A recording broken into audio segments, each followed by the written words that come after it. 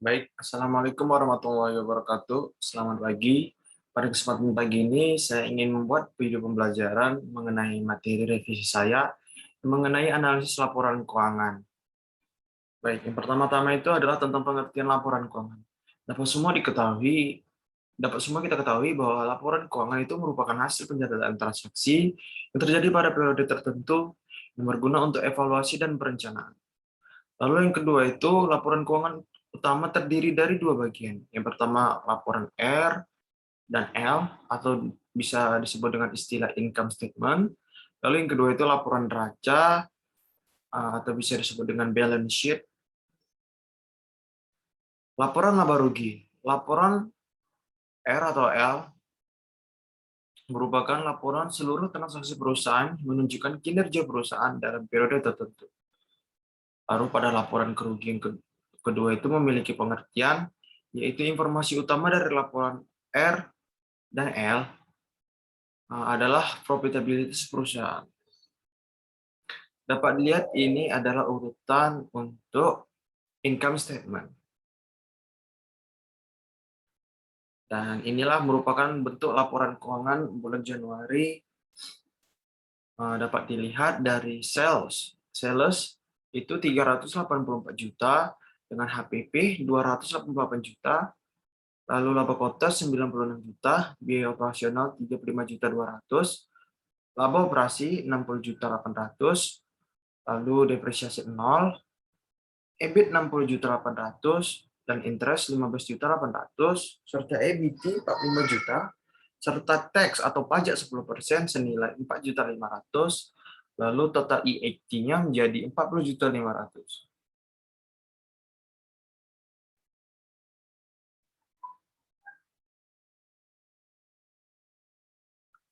Baik, ini merupakan contoh satu pertanyaan, yaitu di mana mengapa yang dicantumkan dalam laporan keuangan, cicilan bunga atau interest kredit, dan tidak termasuk cicilan pokok kredit. Dapat disimpulkan karena pokok kredit digunakan untuk membeli mesin yang menghasilkan keuntungan sehingga cicilan kredit dibayar oleh kinerja mesin itu sendiri. Sehingga cicilan pokok bukan biaya operasional, dan sedangkan bunga merupakan biaya administrasi bagi hasil yang harus dikeluarkan sebagai akibat kredit yang dipinjam. Dan dapat dilihat di sini berupa map mapping alur atau alur pinjaman. Di mana apabila kita melakukan pinjaman itu terdiri dari dua, yaitu pokok ditambah dengan bunga. Yang pokok itu terdiri berupa barang, lalu depresiasi. Sedangkan bunga terdiri dari hasil usaha dan cicilan bunga. Lalu pokok dan bunga itu bersatu menjadi tercatat dalam laporan. Margin.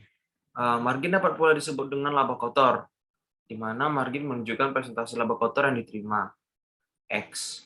Margin 2%, itu artinya laba kotor yang diterima adalah sebesar 2% dari harga jual. Berikut bentuk mapping analisa laporan keuangan.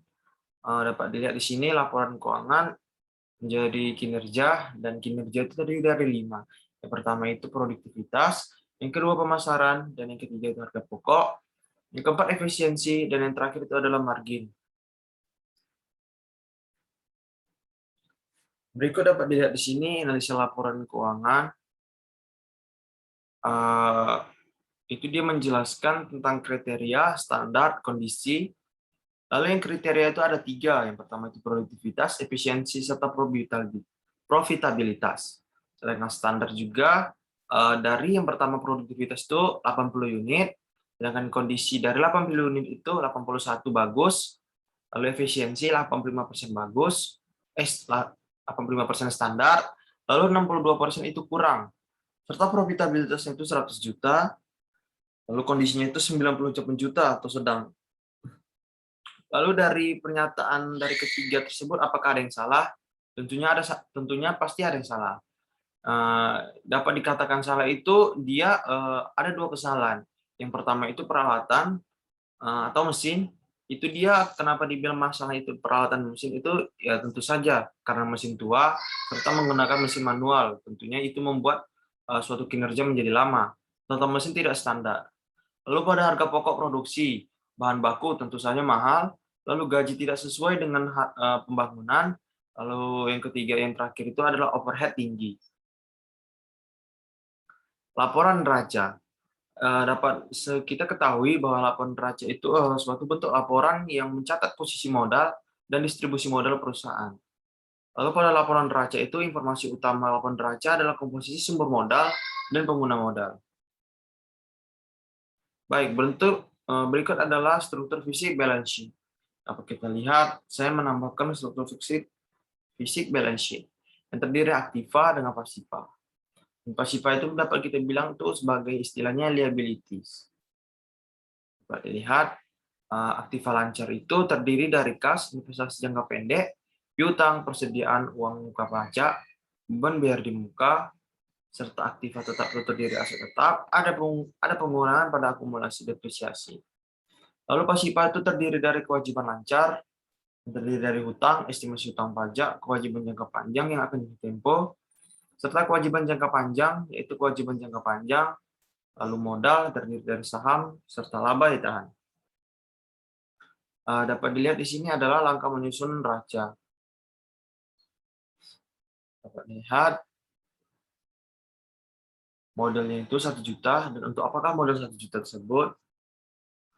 Dapat dilihat di sini adalah yang pertama-tama saya mengambil contoh untuk soal ini dari akamedia.co.id sebagai bentuk dari suatu sampel contoh penyusunan langkah untuk menyusun neraca.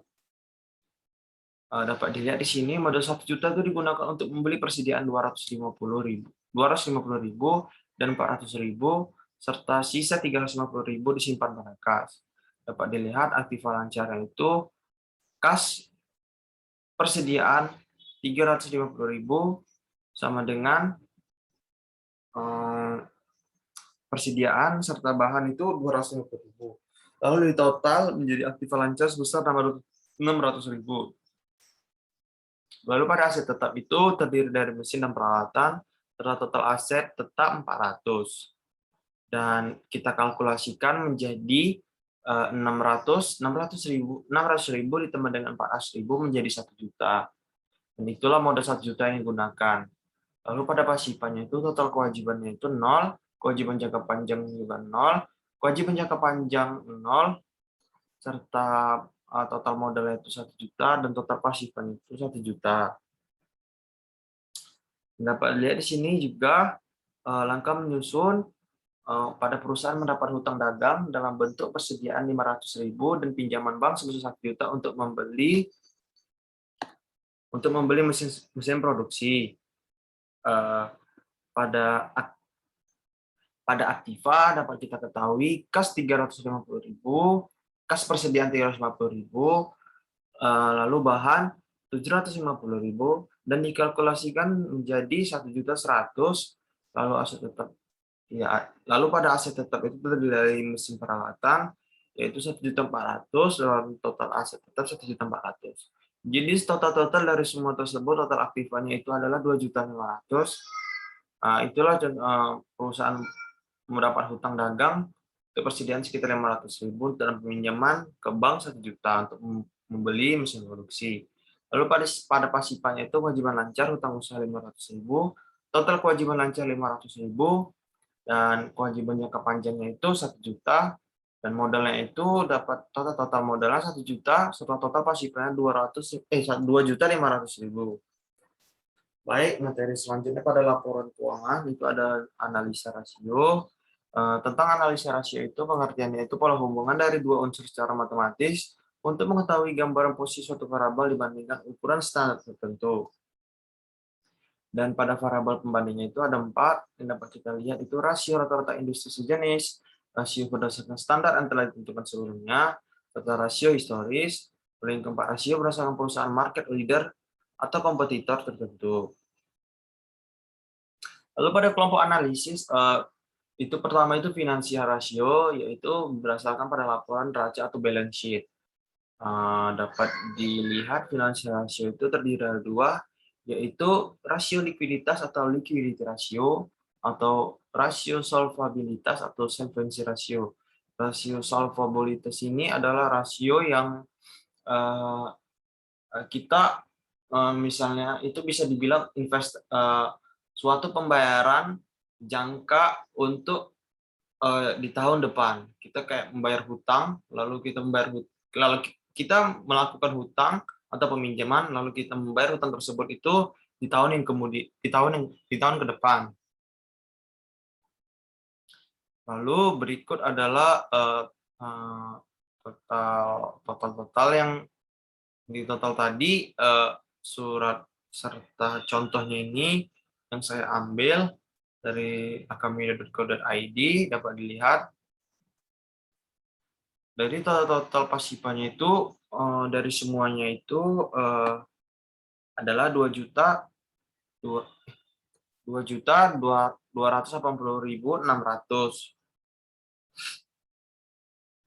Lalu selanjutnya ini kita masuk kelompok analisis, yaitu financial operation ratio seperti yang diminta. Untuk menjelaskan operation ratio menjadi tambahan saya pada revisi saya ini, yaitu rasio berdasarkan pada laporan laba rugi atau income statement, atau rasio aktivitas atau activity ratio, rasio profitabilitas atau dengan istilah dengan profitability ratio, atau rasio rentabilitas, lalu yang terakhir itu rasio pasar atau market ratio. Dapat dilihat, seperti yang kita menggunakan cara yang di awal, seperti inilah bentuk kerja soalnya. Baik, saya akan menjelaskannya. Yang pertama itu sales, yaitu sales itu 3.840.000.000, terus HPP-nya 2.880.000.000 dikurang menjadi 960, itu dikurang, lalu mendapatkan hasil laba kotornya itu 960 juta.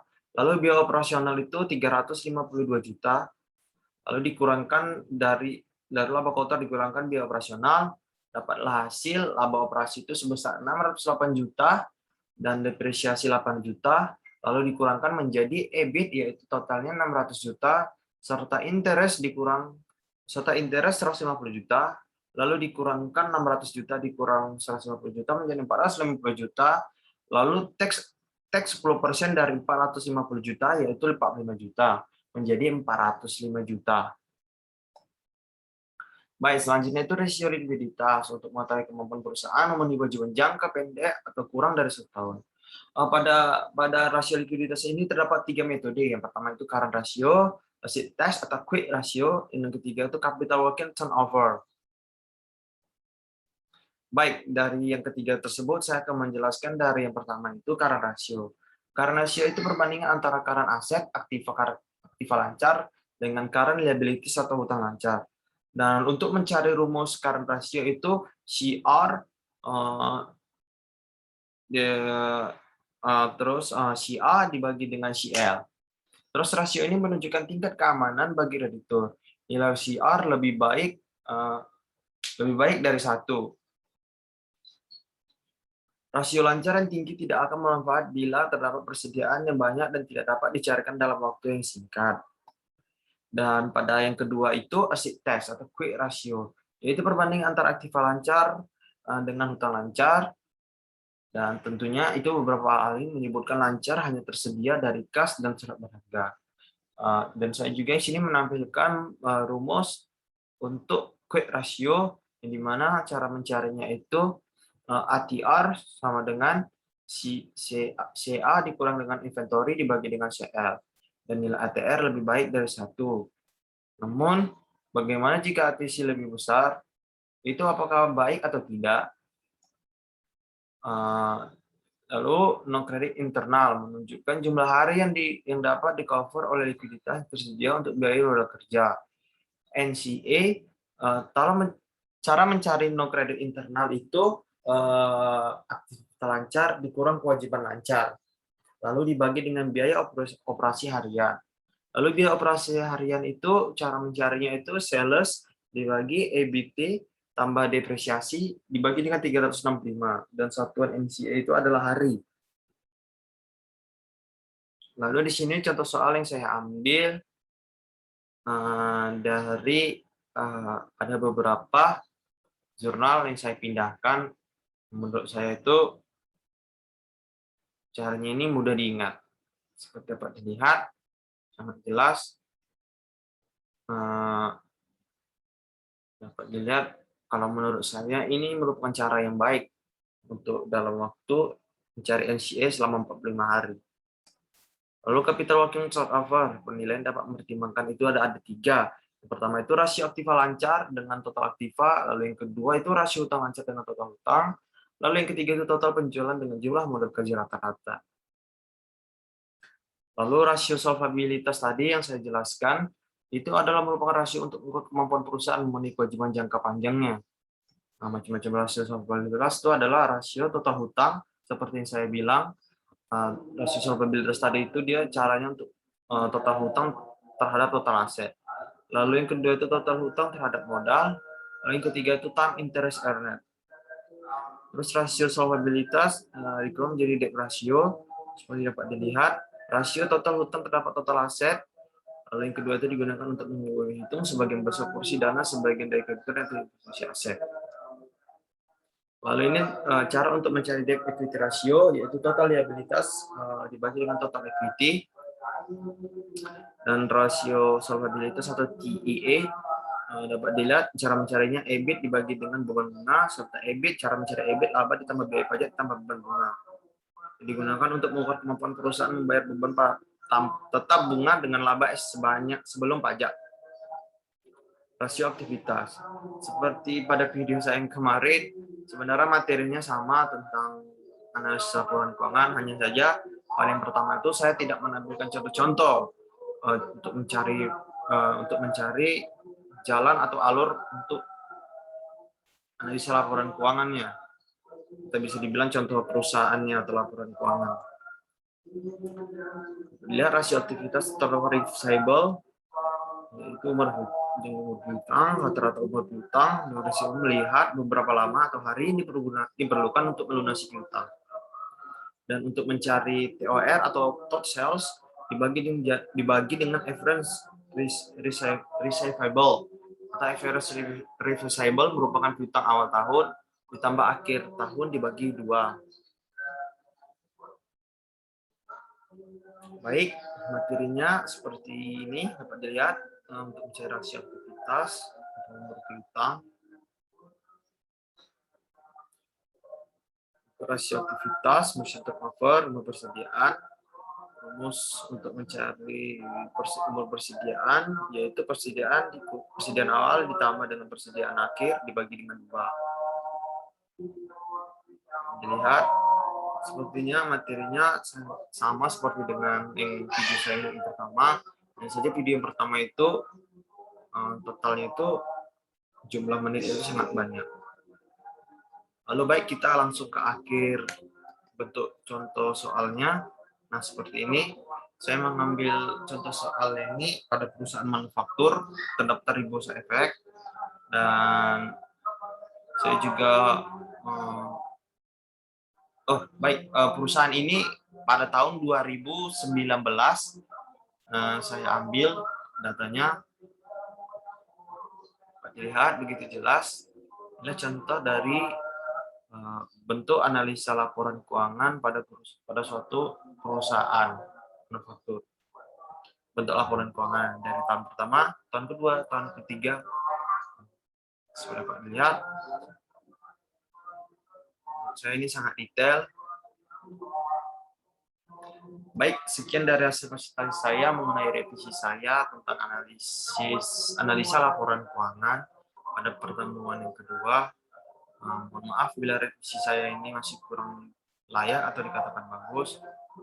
Saya ucapkan terima kasih. Assalamualaikum warahmatullahi wabarakatuh.